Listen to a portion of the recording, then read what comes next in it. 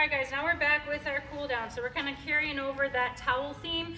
For this, you may want a little bit longer of a towel than a gym towel. I just had to kind of crosswise this to make it a little bit longer.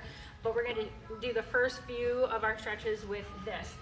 So, first one we're going to do is we're going to hit the hamstring. So we're going to come down, and then we're going to just use that towel to help us pull, because it's a lot harder to do it when we're doing it ourselves. And we're going to hold that a good 15, 20 seconds, 25 if you can tolerate it, and just slowly move it forward. Now, if you need a little bit more in the back, do about 15 seconds, bring it a little bit further, do 15 more seconds, okay? And then we would do the other side as well. That's the hamstring stretch. The quad stretch. So we've done this one in the past where we've come on our tummy, we've grabbed our foot, okay, all that fun stuff.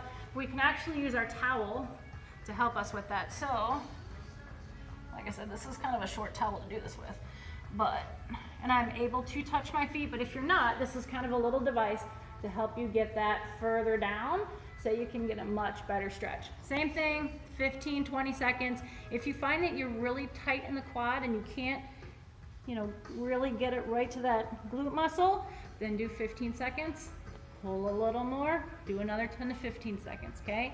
And then make sure that you are getting the other side as well. And now we head to, this keeps coming undone. Now we're gonna head to our calf.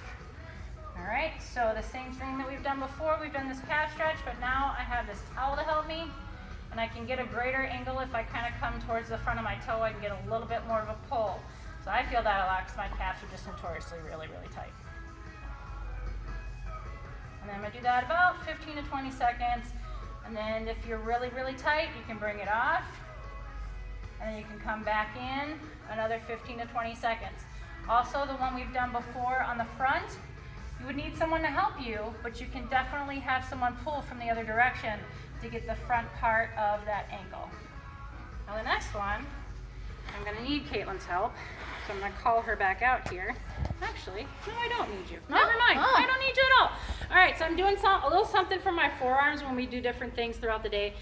We tend to tire them out walking with that plank. You may have tired it out a little bit. So all I just do is right around my fingers, and I just pull to just a gentle stretch. It's not a huge stretch unless you're just notoriously tight there. This is just very little for me, but it is a little something extra.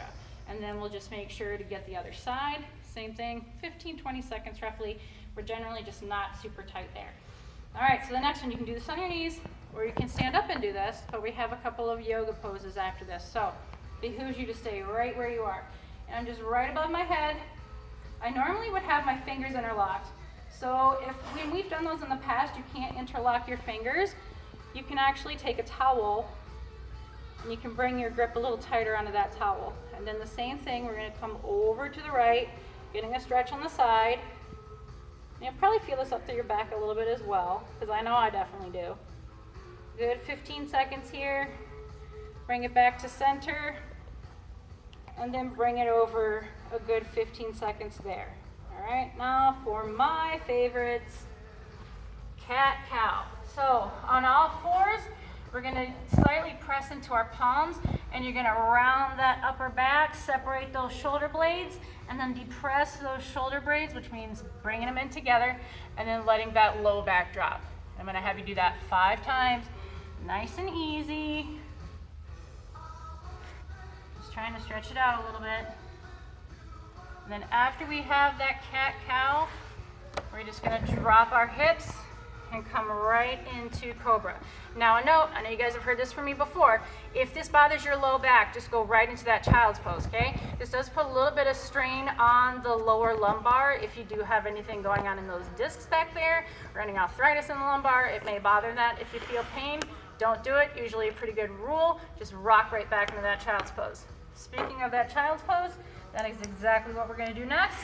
So we're gonna rock back, butt onto heels. And then once you've been here a good 10 seconds, we're gonna take those fingertips and just walk it slowly forward. Now once we've been in that position another 10 seconds, we're gonna roll so that we're palm up. So basically 10, 10, 10.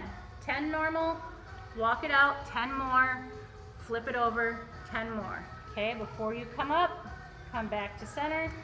Now, before we come all the way up, we're gonna plant our feet. You can't see it, but I'm planting my feet back here and I'm getting ready to come up in the downward dog. So I just do one more quick one for my calves because I have really tight calves. You don't have to go this far up, or you can go a little further depending on what you're feeling like. And then before you take it all the way up, slowly walk it in and slowly bring it up. All right, guys, that is your cool down. And that is all your workout fun for Tuesday, morning or afternoon, whatever time you choose.